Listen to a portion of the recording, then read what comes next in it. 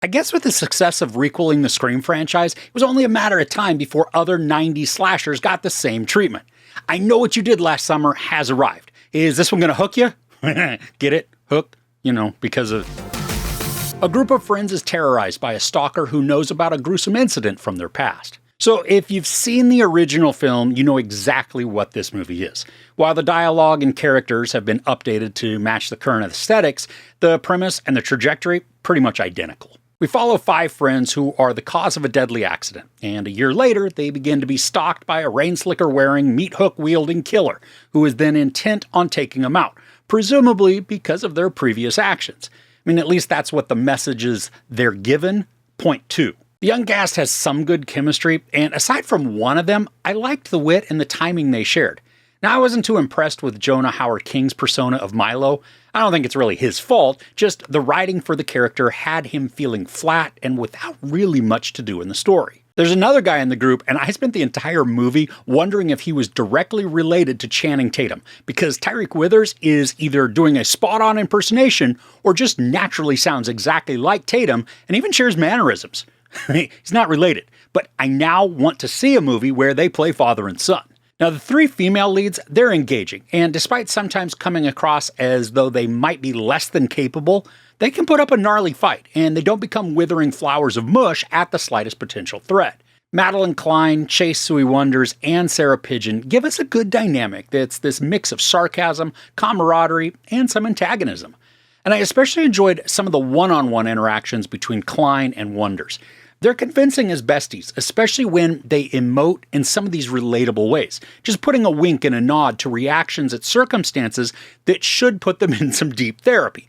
But they create smirks thanks to good wit and timing. And of course, with any requel, we need some legacy players. That's where Jennifer Love Hewitt and Freddie Prinze Jr. come in, reprising their roles of Julie and Ray respectively. It was good to see them in this, but like Julie says at one point, nostalgia's overrated. That was probably the most accurate line in the entire movie. This is a surprisingly dull slasher. The kills are fun, but there's an overwhelming lack of dread and suspense. The killer is mostly obvious, but the potential thrills are scattered about, ramping up energy and then losing it by going into a story lull. And because we know the plot direction, once the killings begin, the story should continue to edge us closer and closer to the climax in this consistent fashion, increasing that urgency and the chills, maybe even some fear, until the final reveal. What we get instead is a kill, then a break for exposition and hand-wringing, then a chase, maybe some more exposition and hand-wringing, eventually another kill, and so on. This is an ineffective approach for a horror, slasher, even a thriller. I found myself sinking into my seat and wishing for the end, both the movie and my misery. Now, it's quite a feat to take a revered IP and then make it boring and slow. And it's just under 2 hours, and every single minute I felt. I think in an attempt to obscure the perpetrator, the story creates scenarios that become drawn out and then uninteresting. And while I liked some of the banter between the cast, especially when it was snarky, so much of the writing is just plain poorly executed.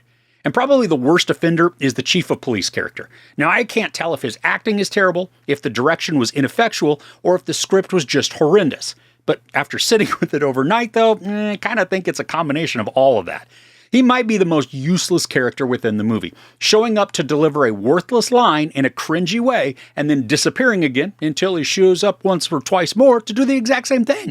I mean, I know this is a seemingly small criticism, but they were such glaringly poor sequences and they annoyed the crap out of me. Even though some of the kills are gruesome, they're not unique or even shocking.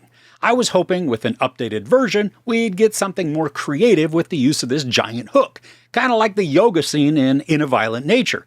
We don't get that. Overall, this was a disappointing waste of time. Uneven tension, unoriginal deaths, amateurish dialogue, and a complete lack of surprise create a boring story that mainly exists as nostalgia bait.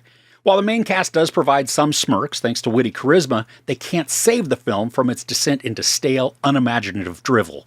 This tries way too hard to be relevant and current, all while missing the creativity to provide something engaging.